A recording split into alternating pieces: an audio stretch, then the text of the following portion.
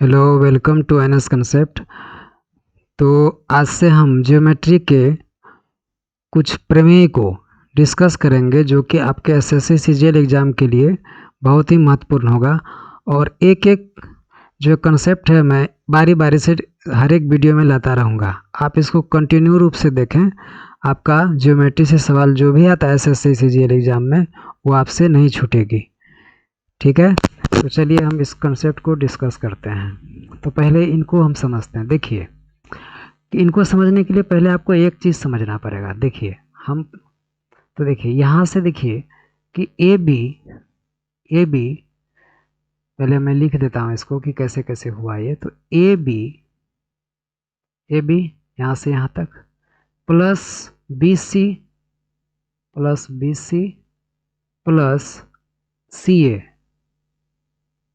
ए सी कहिए या सी ए कहिए, ये बराबर होता है ए ई, यहाँ है ना ए ई, 2AE के बराबर होता है 2AE, और बराबर होता है AF के बराबर भी होता है, 2AF के बराबर होता है ना 2AF इसका, तो 2AF के बराबर होता है। ठीक है, 2AF के बराबर होता है। अब देखिए ये कैसे होता है, हम आसानी से एकदम समझाएंगे इसको ताकि आप सवाल इस पर कर पाएँ। तो इनको पहले हम प्रूव कर देते हैं। देखिए कैसे प्रूफ होगा। देखिए तो प्रूव करने जब चलते हैं हम लोग तो देखते हैं कि A B plus B C plus A C ये 2AE के बराबर होता है। 2AE कैसे होता है हम आपको एक बात बताते हैं, कंसेप्ट समझिए।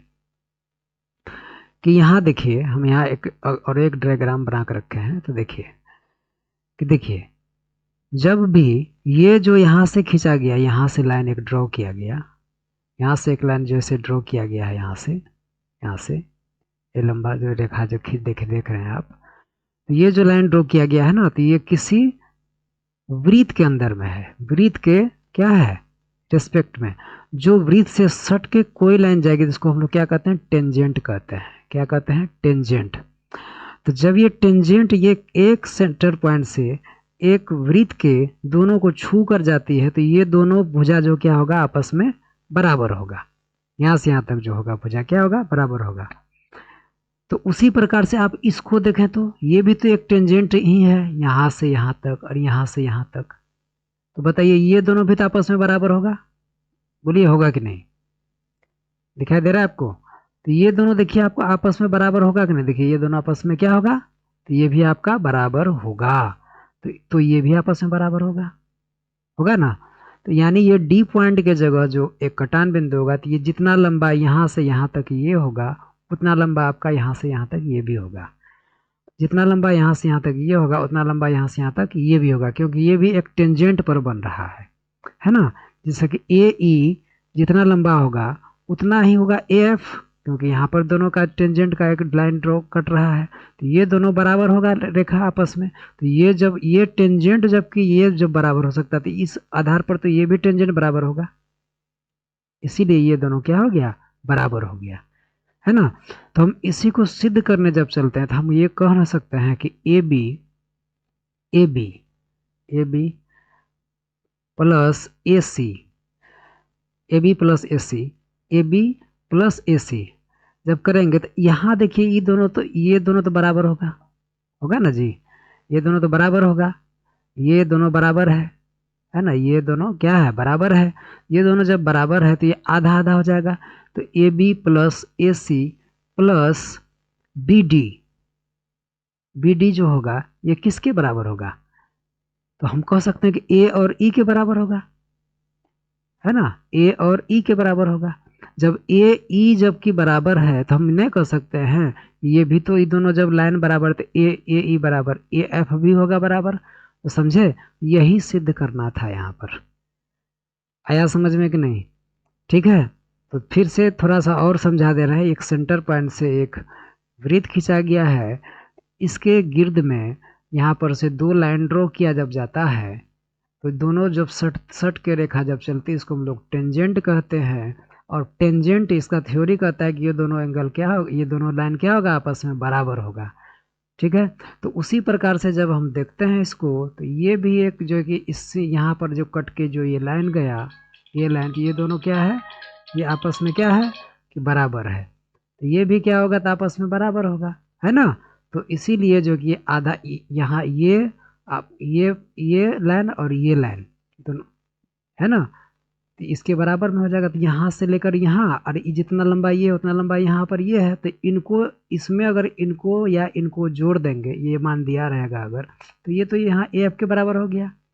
उसी प्रकार से ए और ई का मान निकालेंगे, तो यहाँ से यहाँ तक का जितना लंबाई दूरी है उतना तो यहाँ भी होगा। तो A B plus B E भी तो क्या हो जाएगा, बराबर हो जाएगा। क्लियर है। तो इस पर हम एक सवाल लिए हैं, ठीक है, इस पर हम एक सवाल लिए हैं। तो आपका सवाल है कि देखिए, सवाल है क्या कि देखिए, एक सवाल मैंने लिया यहाँ कि यहाँ से यहाँ तक मैंने 5 दिया, यहाँ से यहाँ तक 4 है, यहाँ तक 7 है। अब जबकि ये दोनों आपस में बराबर होगा, तो ये भी तो आपस में बराबर होगा, ये दोनों भी बराबर होगा, आपस में होगा ना। तो हम इसका क्या निकालेंगे, पेरीमीटर निकाल लेंगे, A B plus B C plus A C, मतलब पेरीमीटर ही कहिए त्रिभुज का, है ना। त्रिभुज का क्या कहिएगा, पेरीमीटर ही कहेंगे हम।